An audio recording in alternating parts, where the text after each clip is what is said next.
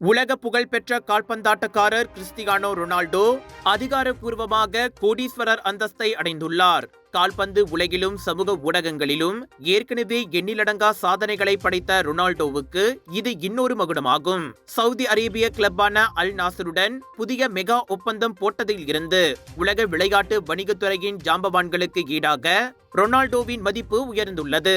அவருக்கு அங்கு $700 மில்லியன் ஒப்பந்தம் போடப்பட்டுள்ளது. $48 மில்லியன் போனஸ் வடிவிலும் அல் நாசர் கிளப்பில் 15 விழுக்காடு பங்குரிமையையும் அவர் கொண்டுள்ளார்.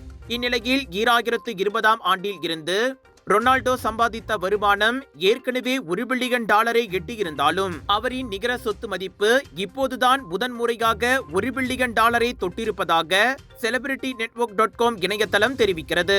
நைக் போன்ற ஜாம்பவான் நிறுவனங்களுடன் வாழ்நாள் ஒப்பந்தம் போட்டிருப்பதால் ரொனால்டோ கோடிகளில் புரளுகிறார். ரொனால்டோவுக்கு அடுத்து கால்பந்தில் அவரின் பரம வயிறியான லியோனல் மெஸ்ஸி $850 மில்லியன் நிகர சொத்து மதிப்புடன் உள்ளார்.